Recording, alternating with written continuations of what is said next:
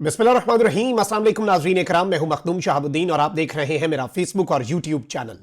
उम्मीद करता हूं आप सब लोग बखैर आफियत होंगे और जहां भी होंगे अपने अहले खाना समेत खुश भी होंगे और महफूज भी।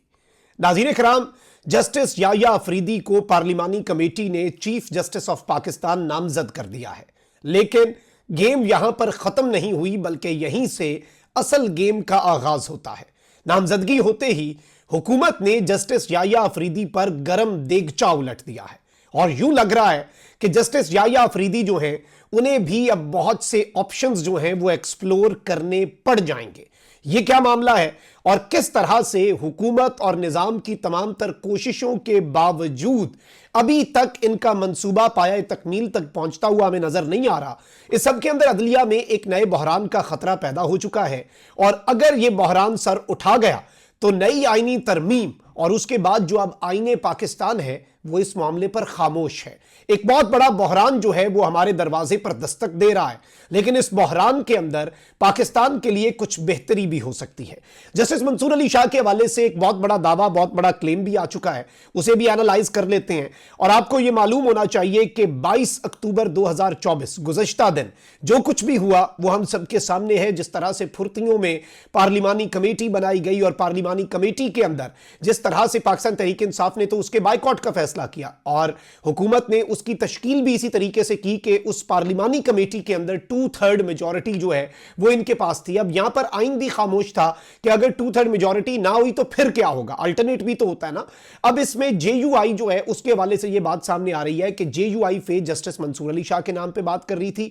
ऑल्दो अभी ख्वाजा आसिफ ने कहा था हम तो जस्टिस मुनीब अख्तर जो है उन्हें भी हमने डिस्कस किया और जस्टिस मुनीब अख्तर जो है उन्हें भी कंसिडर किया, लेकिन कमेटी का बिलाखिर फैसला वही है जो हम सबको पता है और जो कमेटी को भी शायद ये बता दिया गया होगा, क्योंकि कमेटी तो कह रही है और कमेटी में मौजूद नून लीग पीपल्स पार्टी वाले कह रहे हैं कि हमने जी इन्हें नामजद कर दिया है। लेकिन इनके इस ऐलान से पहले और इनकी कंसिडरेशन से पहले मुक्तदरा के करीब समझे जाने वाले सहाफ़ी ये बात कर चुके हैं कि जस्टिस याह्या अफरीदी जो है वो होंगे पाकिस्तान के चीफ जस्टिस और जस्टिस अमीनुद्दीन होंगे आईनी बेंचेस के सरबराह। तो इससे एक चीज वाज़ेह हो जाती है कि वो फैसला जो मुक्तदरा के करीब समझे जाने वाले सहाफ़ियों ने पहले ही सुना दिया था वो फैसला इस कमेटी में सिर्फ खाना पूरी ही की गई और पाकिस्तान तहरीक इंसाफ ने इस कमेटी का बाइकॉट करके फिर सही फैसला किया। अब जस्टिस याह्या अफरीदी को खुसूसी पार्लिमानी कमेटी ने 2/3 अक्सरियत से चीफ जस्टिस ऑफ पाकिस्तान नामजद कर दिया है। 26वीं आईनी तरमीम के निफाज के बाद नए चीफ जस्टिस ऑफ पाकिस्तान की तकर्री के लिए खुसूसी पार्लिमानी कमेटी का इजलास हुआ। सुन्नी इत्तेहाद काउंसिल के मेंबरान शरीक नहीं हुए। 12 रुकनी खुसूसी पार्लिमानी कमेटी का बंद कमरा इजलास पार्लियामेंट हाउस के कमेटी रूम नंबर 5 में हुआ। सुन्नी इत्तेहाद काउंसिल के 3 अरकान अली जफर, बैरिस्टर गौहर और हामिद रजा ने इजलास का बाइकॉट किया। इजलास में ये याद रखिएगा नाम ये सुनहरी हरूफ में याद रखे जाएंगे या फिर कैसे, जैसे काजी फाइजीसा साहब तारीख में किस तरह से याद रखे जाएंगे ये आपको भी पता है। तो जिन लोगों ने मंजूरी दी है और सुपरसीड किया है पाकिस्तान के सीनियर मोस्ट जज को, उनके हवाले से मैं नाम बता देता हूं। इजलास में राजा परवेज अशरफ, फारूक एच नाइक, सैयद नवीद कमर, कामरान मुर्तजा, राना अंसार, एहसन इकबाल, शाइस्ता परवेज मलिक, आजम नजीर तारड़ और ख्वाजा आसिफ शरीक हुए। कमेटी में चीफ जस्टिस की तकर्री के लिए सेक्रेटरी कानून के भेजे गए 3 जजेस के नाम पेश किए गए। सेक्रेटरी कानून ने 3 सीनियर मोस्ट जजेस के नामों का पैनल कमेटी को भिजवाया। सुप्रीम कोर्ट के 3 सीनियर तरीन जजेस में जस्टिस मंसूर अली शाह और जस्टिस मुनीब अख्तर और जस्टिस याह्या अफरीदी शामिल हैं और जस्टिस याह्या अफरीदी के चीफ जस्टिस की नामजदगी के बाद जस्टिस मंसूर अली शाह और जस्टिस मुनीब अख्तर जो हैं वो सुपरसीड हो चुके हैं। फौज में तो इससे पहले ये होता था कि अगर कोई सुपरसीड होता था तो वो वॉलंटरली अपना इस्तीफा देकर जूनियर के चीफ बनने के बाद चले जाते हैं। क्योंकि जुडिशरी में ये पहली मरतबा हो रहा है तो लेट्स सी, इसमें ऑब्वियसली इम्कान यही है कि जस्टिस मंसूर अली शाह और जस्टिस मुनीब अख्तर जो है वो महाज खाली नहीं छोड़ेंगे और निज़ाम को इतना भी ईजी जो आप कह लें कि विन जो है वो नहीं दी जाएगी। ये याद रखिएगा, वो इस निज़ाम के अंदर रहकर आइन और कानून के मुताबिक अपने फैसले करते रहेंगे। अब इसके बाद मैं आपको बता दूं कि नाम निहाद तौर पे जो खबर आई है वो बड़ी दिलचस्प है कि तवील बहस के बाद कमेटी ने 2/3 अक्सरियत से जस्टिस याह्या अफरीदी का नाम जो है वो फाइनल कर लिया और इजलास के बाद मीडिया से गुफ्तगू में कमेटी के रुकन और वफाकी वजीर कानून आजम नजीर तारड़ ने बताया कि जस्टिस याह्या अफरीदी का नाम वजीर आजम को भेज दिया है। कमेटी ने 2/3 अक्सरियत से यह फैसला किया है और इस सब के अंदर मैं आपको यह बता दूं कि इस सारी की सारी सूरत हाल के अंदर सिचुएशन जो है इट इज नॉट गुड।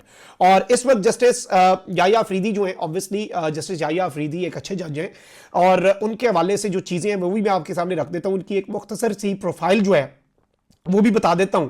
1965 23 जनवरी डेरा इस्माइल खान में पैदा हुए। एचएसएन कॉलेज लाहौर से इब्तदाई तालीम हासिल की। जीसीयू से ग्रेजुएशन की। पंजाब यूनिवर्सिटी लाहौर से एमए मुआशियात की डिग्री हासिल की। कॉमनवेल्थ स्कॉलरशिप पर जेसस कॉलेज कैम्ब्रिज यूनिवर्सिटी से एलएलएम की डिग्री हासिल की। जस्टिस याहिया अफरीदी ने 1990 में हाई कोर्ट के वकील की हैसियत से प्रैक्टिस शुरू की। 2004 में सुप्रीम कोर्ट के वकील के तौर पर आए और इस सब के अंदर खैबर पख्तूनख्वा के लिए असिस्टेंट एडवोकेट जनरल की खिदमात सर अंजाम दी। 2010 में पेशावर हाई कोर्ट के एडिशनल जज मुकर्रर हुए। 15 मई 2012 को मुस्तकिल जज हुए।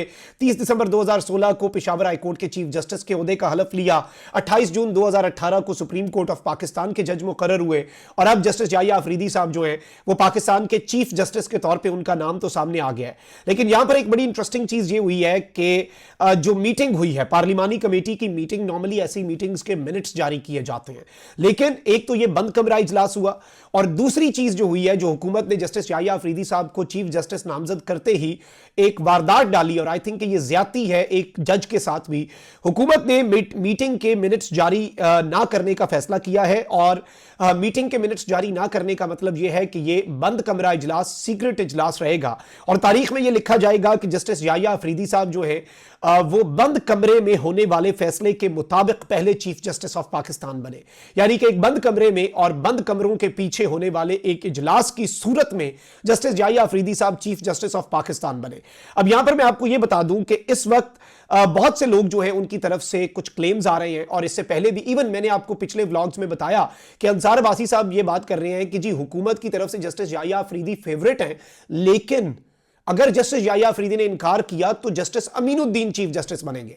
अब ये याहिया अफरीदी साहब के इनकार वाली बात बीच में पॉसिबिलिटी भी कैसे आई? आग हो तो धुआं उठता है। देखिए असूली मौकफ भी होता है। अब इस सब के अंदर इवन एडवोकेट अजहर सिद्दीक साहब है, उन्होंने ये बात की है कि रातों की नींद हराम होने वाली है। जस्टिस मंसूर अली शाह को कोई सुपरसीड नहीं करेगा, जस्टिस याहिया अफरीदी के फैसले का इंतजार करें।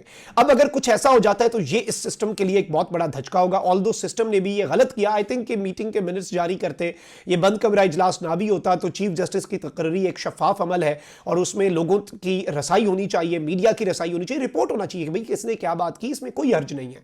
तो इस सब के अंदर वैसे तो काजी फाइज ईसा साहब जो हैं वो जा रहे हैं, यही पाकिस्तान के लिए एक बहुत बड़ी खबर है, पाकिस्तानियों के लिए एक बहुत बड़ी फतह ही है कि काजी तो कम से कम जा रहा है, क्योंकि काजी फाइज ईसा साहब जैसे किरदार पाकिस्तान की अदलिया की तारीख में कम ही आएंगे जो लबादा जरूर उड़ेंगे और जिन्हें लबादा उड़ने का शौक बहुत है, आइन पसंद होने का, लेकिन उनके जो एक्शंस हैं वो बहुत ही मुख्तलिफ रहे।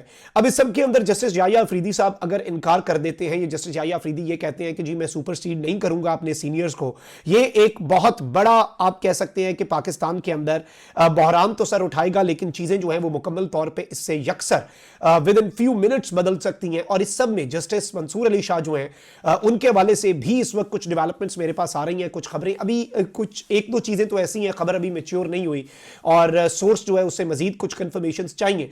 लेकिन मैं आपको यह बता दूं कि ये सब करने के बावजूद भी, इतना कुछ करने के बावजूद, all is not well for the government. इनकी अभी भी कांपे टांग रही है, क्योंकि अभी तो कप्तान जो है और पीटीआई जो है उसके लिए ये भी बहुत सी चीजें अभी मजीद पीटीआई ने करनी है। तो इन द कमिंग डेज मजीद आपको चीजें वाजे हो जाएंगी कि होना क्या है और किस तरह से गेम प्लान आगे बढ़ना है। लेकिन ये इतनी भी आप कह लें कि कोई फूलों की सेज नहीं होगी कि बड़ी आसानी से ये अपने मामलात कर लें और इस तरह से चीजें कर लें।